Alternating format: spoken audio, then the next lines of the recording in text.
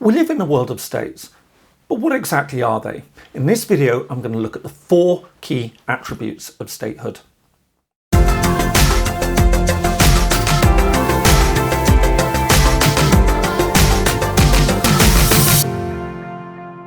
Hi, welcome to Independent Thinking, a channel dedicated to statehood, independence, and the origins of countries. My name is Ker-Lindsay.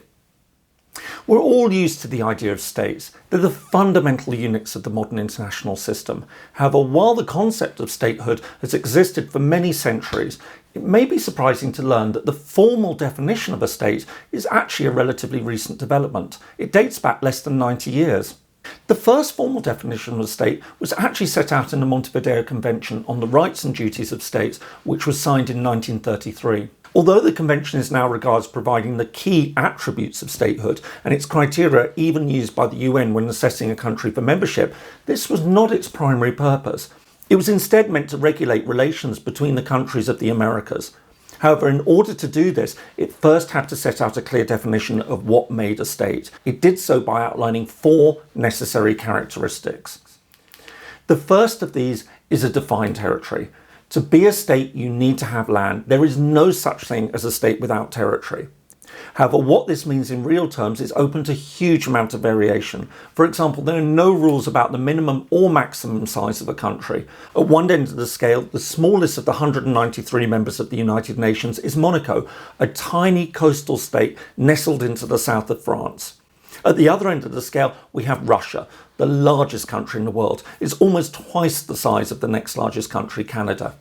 Likewise, countries come in all sorts of geographical forms. A defined territory does not mean that all the bits of land need to be joined to one another. In fact, there are numerous countries that are made up of groups of islands, such as Indonesia or the Philippines. In other cases, parts of a single country may even be separated from one another by another state. Think of the United States and Alaska. Some countries are even completely surrounded by another country, such as San Marino, which is surrounded by Italy. Crucially, the requirement for defined territory doesn't even mean that a state has to have precisely settled borders. Countries have joined the UN even though their boundaries have been contested or were subject to final demarcation. The second key attribute is a settled population. Just as a state needs land, it also needs inhabitants. You cannot simply plant a flag on an empty piece of land and call it a country. There needs to be people living there. Here too, though, there are no prescribed rules. On the one hand, we have India and China, both of which have over 1 billion inhabitants. This contrasts with the Pacific Island states of Tuvalu and Nauru, which both have a population of just over 10,000 people. In fact, there are around a dozen UN members with a population of over 100 million, and a similar number with a population of fewer than 100,000. There are also vast differences in population densities. For example, the city-states of Monaco and Singapore are the most crowded countries on Earth, with tens of thousands of people crammed into each square kilometre or mile. Meanwhile, the most sparsely populated countries are Australia and Mongolia, with fewer than 10 people in a similar space. The third key attribute is a government. A state must have a formal administration of some sort in order to be considered a country. Once again, there are vast differences in what this means in real terms. In many advanced economies, the state has extensive role and provides for a wide range of societal needs. In other countries, the structure of government may be minimal. However, to be accepted as a state, a country needs to have some sort of competent authority judged to be in charge of the state and can carry out basic functions of administration. Additionally, and equally importantly, it's also understood that the government in question has to be truly independent.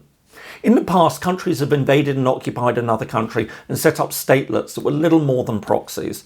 To this end, any new country must be seen to be able to exercise its sovereignty and independence. It cannot merely be a puppet administration of another country. The fourth and final key attribute is the ability to enter into relations with other states. Interestingly, though, this is no longer regarded as being quite as significant as it once was. In the 1930s, when the Montevideo Convention was signed, it was generally felt that only states could really enter into relations with other states. The world of the 21st century is very different indeed. Now we see all sorts of bodies engaging with states. For instance, we have major international organisations such as the United Nations and its various bodies that interact with states. So do many humanitarian organisations such as the International Committee of the Red Cross. Then there are major international sporting and cultural bodies. Think of the International Olympic Committee or FIFA, the football world governing body.